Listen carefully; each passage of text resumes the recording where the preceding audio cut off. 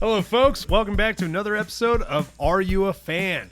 If you like the episode, give us a like, share, and follow.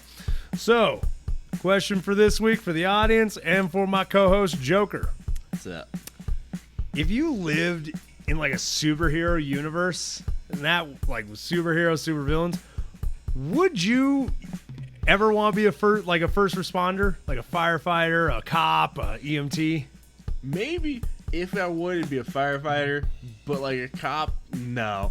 It just feels like it's a waste. Because except for like the petty crimes, what are you really stopping?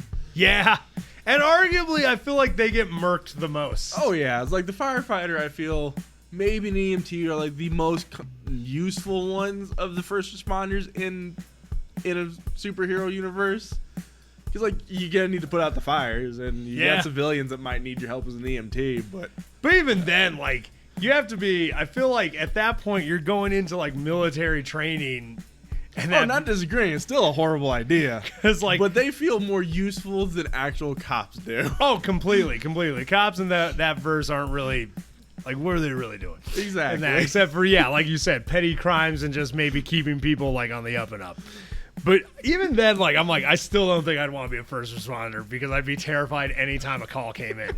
That they'd be like, we have an incident on 70th and Washington. Define incident.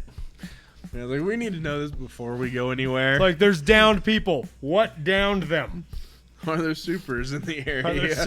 It's like we don't think supers, but one of them's missing a lot of like a lot of blood on the ground. Nah, just sucked out of him. Yeah, we're not going. Yeah, no, we're not going. Call Blade.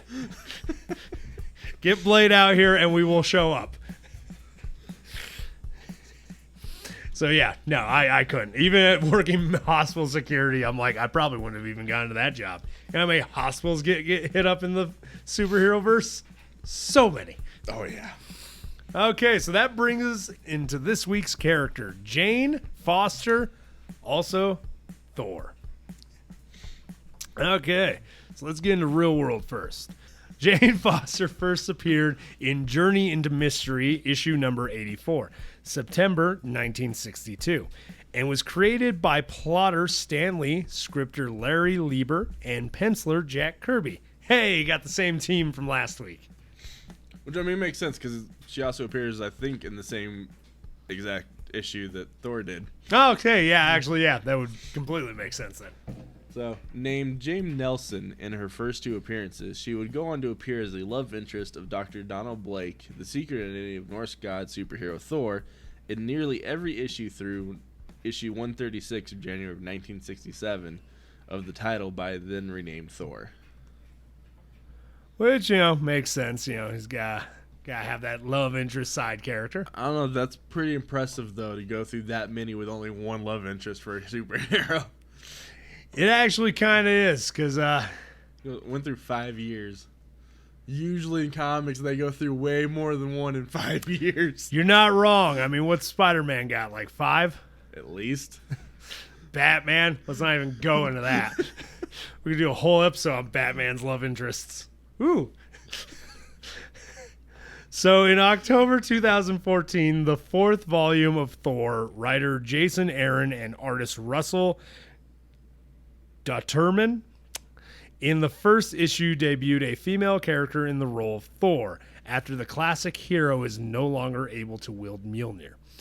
Yeah, and despite a lot of people getting angry about that, remember, whoever be worthy, if they be worthy, may possess the power of Thor. There's a reason we have Beta Bill Ray that was Thor. Yep. You have Throg. Yeah, Throg. The Thor frog that you see in Loki. It's one of those, if you were upset that there was a female Thor, but you didn't even bat an eye at the frog. Yeah, there's a problem. There's an issue there. And it ain't the Thor is being changed. Yeah. So, I think even Spider-Man wielded a fake Mjolnir one time. I can see it. So Aaron would state, this is not She-Thor, this is not Lady Thor. Thor is not Thorita. This is Thor. This is the Thor of the Marvel Universe, but unlike any Thor we've ever seen before. Yeah. And I do like that. I feel that it sucks that they have to make that distinction, but it's like, granted, yes, a lot of us still call her Lady Thor just to distinguish off bat. Yeah. But it's nice that he wants it to be confirmed. Like, this is the Thor. This is it. There's no other. Which I agree. I completely agree with the statement. Oh, yeah. Okay, so in Thor Volume 4, issue number 8, May 2015, the identity of the woman was revealed to be Jane Foster. Aaron said it grew out of the idea of the previous Thor becoming unworthy, which was something I was always building towards. I like the idea of dealing with his worthiness and the idea of what it means for a god to be worthy in the Marvel Universe. You know, the god of thunder waking up every morning and looking at the hammer and not knowing if he's going to be worthy to lift it. Then, of course, one day she could wake up and not be able to lift it. He should wake up and not be able to lift it. That opened the door for someone else to pick up the hammer and carry it around in his place. Really, the only character that was discussed was Jane, which, yeah. I definitely agree that she was the best choice. Especially if you're having a female take up his mantle, Jane was the one to do it. Also, I like that they went with Jane just because she is a human. Exactly. And that it wasn't like Lady Sif picked it up or one of the Valkyries picked it up. Or one of the other Norse gods. Yeah, like it wasn't some other godly being. It showed like the worthiness to wield the hammer transcends godhood to the point where mortals can do it. But I did kind of like the idea of where you talked about, him waking up every morning and just not knowing if he's going to lift his hammer. Which like is that would really mess with your mind. Which arguably till I read that, I never really considered that. Yeah. Never thought about that. And yeah, no, that's a huge weight to carry like every day. Like you reach for that hammer, there's got to be a moment of hesitation. Sometimes. Like some days you might just grab it without thinking, but there's got to be some days when you're really looking at walking over to pick it up where you're just like, is this going to be the day? You lift it, you're like, whew, okay, cool. Call the Avengers. Tell them I'll be there in a minute. Okay, so that brings us into in-universe. Take it away. Jane Foster's mother died of cancer when she was 9 years old. Following this tragedy, her father, a plumber, worked 2 jobs in order to go through medical school, exhausting himself. Nevertheless, he managed to give Jane a good childhood, never missing a softball game, forgetting her birthday, or failing to encourage her in anything she could set her mind to. Which is nice. Really, really tired of the parents dying. Well, then it's always like the parent dies and then the other one is crap. Yeah, this was nice. This was a very nice change of pace. I will admit that when I was doing the research, this was a nice change of pace of like, because I like as soon as they like brought Plumber down, I was like, is he gonna be an abusive alcoholic? No, he's actually the greatest guy you're ever gonna meet. Right, he's like probably one of the greatest dads in almost all of comics. Yeah. Which is really sad to say. Really is. And arguably out of all the characters that could have ended up with that dad and that, like, wow. Okay. Cool. So, however, Jane's father later died from complications from a heart attack. Oh my God. Well, at least he was a good father while he lived. Ben! Uncle Ben, no! They bend him. I mean, not quite. It was a heart attack. It's just one of those, like, come, let the guy live. Right. No, they gotta give something else. I suppose. So she would become a nurse hired by Dr. Donald Blake to assist him in private medical practice. Actually, the crippled Donald Blake was the human identity used for many years by the Asgardian god Thor. Go check last week's episode. Okay, yep. Blake would fall deeply in love with Jane, but she was infatuated with Thor, whom she had not yet met in his godly identity, but took a protective attitude toward him. Worrying about his health and frailty, she would regularly gush over Thor's exploits, much to Blake's annoyance, causing him to wonder if Jane would ever love a normal man like him. This is what we talked about last week, where like the whole identity thing between Thor and Blake gets real weird at certain points. Makes you wonder if this all happened before he got his memories back. Yeah.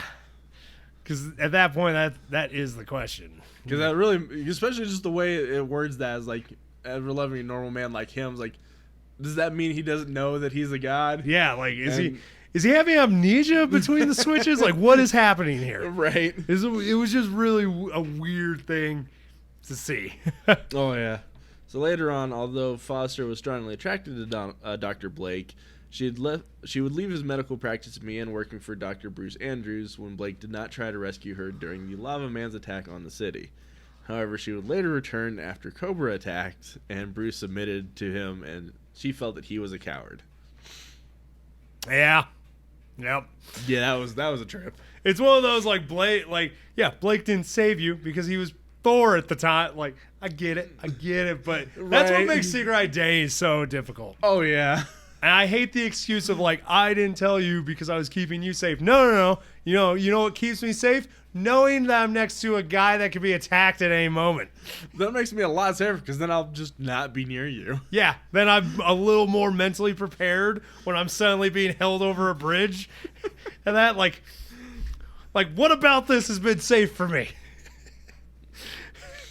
So Don Blake was next approached by discredited scientist Calvin Zabu for a job. When Blake refused to hire him, Zabu began experimenting on himself, creating a serum that transformed him into a monstrous form, calling himself Hyde. Zabu sought revenge against Blake. Yo, man, Mr. That's on Hyde. You. What? So that's Mr. Hyde. Right? Oh, yeah, it is Mr. Hyde. Dyslexia. It gets you. But also, bro, that on you. Right, it's like there's probably a reason he didn't want to hire you. Yeah. And you kind of proved it. Right? One of those you come back, it's like, look what you did to me. It's like, this is why I didn't hire you. This exact moment. Right.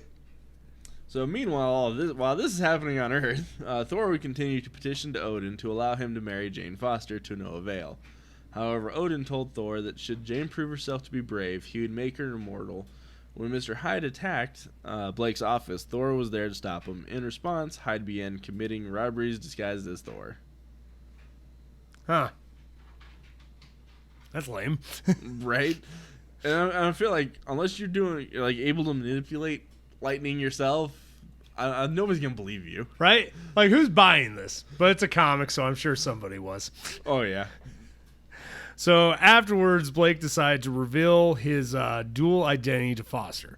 But his father, Odin, a monarch of Asgard, appeared to him and forbade him to reveal his secret to any mortal. Even though Odin tried for a long time to squash the romance between the two, he ordered her life to be saved when she lay dying after an explosion caused by a battle between Thor and Mr. Hyde and Cobra. Which I guess that's nice of him. I mean, it is, but at the same time, it's like, oh, you just made things worse for yourself. You should just let her die. Right? As bad as that sounds. It's one of those, Odin, what are you doing? I thought aren't you supposed to be, one of the wise ones? Supposed to be. As we've seen in comics, not so much. Yeah, he is not great in the comics. Finally, Thor defied Odin and revealed his dual identity to Foster. Foster would leave America and take a position with a man who proved to be the High Evolutionary. Thor followed her to the High Evolutionary Citadel at Wundagore Mountain. That's what I'm going with. Where they are reunited. Again, petitioning Odin to let him marry Foster, Thor brought her to Asgard itself, a place forbidden for immortals. Because, that was another thing. Thor was not the brightest either. Yeah, no. He was very much like, I'm going to do this and see what happens. You gotta wonder, if Freya just there, I could see Freya just there, sewing something in that, and just passively watching all of this go down, and just being just thinking in her own head, God, these guys are idiots. Yep. Just look at him yeah, I can tell you're not my biological kid. No kid that came out of me would be this stupid. Okay, so Odin agreed to let them marry if Foster proved herself capable of functioning as an Asgardian goddess. Odin then physically transformed Foster into an Asgardian, granting her superhuman powers. Which, yeah. So, as Odin must have expected, Foster was confused and bewildered by her new abilities and by Asgard itself. Declaring that Foster had failed his test, Odin would turn her back into a mortal woman, send her back to Earth, and removed her memories of her experience with Thor. Odin then sent Foster to work for physician Dr. Keith Kincaid, and the two soon fell in love with each other. Richard move, Odin. Richard move. I'm just saying, like, give her a minute, man. You just transformed her into a goddess. Let her, like, give her some time. Right. It's like, you were born this way, Odin. And what if I turned you into a mortal man? You think you'd figure it out immediately? Maybe. I don't know. He might. Who knows? True. Okay, so let's get into becoming Thor. While Thor was away fighting Gore the God Butcher, Jane was diagnosed with breast cancer. Jesus. Because, nothing can ever go good. Oh, my God. Yeah, like, man, depressing. Like mother, like daughter? Too soon? Oh, God. This goddess. Yeah, a little too soon. A little too. Oh, we're going to hell. We're going to hell. Okay. So she later accepted Thor's invitation to represent Midgard, or Earth, in the Congress of Worlds on Asgard while she underwent therapy, but refused magical treatments. I don't get that argument she had. It's that human trait of being stubborn. That's all you can attribute it to. I mean, I'm stubborn, but I want to live. Do you, though? I don't want to die of cancer. If I'm going to die, I want to be quick in that, not just... If you're not going to heal me with magic, at least put me out of my misery. My God. Okay. So during a battle against Nick Fury, Thor lost the ability to wield his hammer Mjolnir. The hammer remained unattended on the moon from where it telepathically sought Jane out. Which I think you found out why. Because I forgot. Why? What did Nick Fury say to Thor? I don't even remember. Because I looked it up, and I'm pretty sure I remember telling you about it. But I remember you did. Yeah, at this point, I don't remember what it was. It was something stupidly simple. That shouldn't have... You wouldn't think would have been the way he would have disarmed Thor. But yeah, it was something like really stupidly simple. Like, I want to say it was like a phrase or a single word or something that made him think of himself unworthy. I mean... And that affected the enchantment. It made him unworthy. Nick Fury, you got a contingency plan for everybody. Yeah. He's like a better version of Batman. Yeah, pretty much. Yeah. Because his contingency plans actually work. I don't know. Batman's did pretty good, too. True. What was the Flashpoint Paradox? Or Yeah. whatever, the one where he, like, had the whole Justice League basically on the brink of death? Oh, I think that was Justice League Doom. Okay. I just remember the movie where, like, he had almost the whole team pretty much on the brink of death. Yeah. Until he realized it was his own plans, like, oh, here's how you stop those. Yeah, right. So Jane eventually would give in to the Hammer's call and requested Heimdall to take her to the Hammer's location. Once there, Jane would pick up Mjolnir, gaining Thor's power and transforming and improving her physique. Since she had watched Thor use his hammer, Jane would slowly learn to use Mjolnir by example. I mean, that's what Cap did. Pretty much. Though I did do some looking because I would have sworn it also kind of staved off her cancer. Yeah, it's kind of a... At the same time, it also kind of progressed it because whenever she transformed, it got rid of her chemo.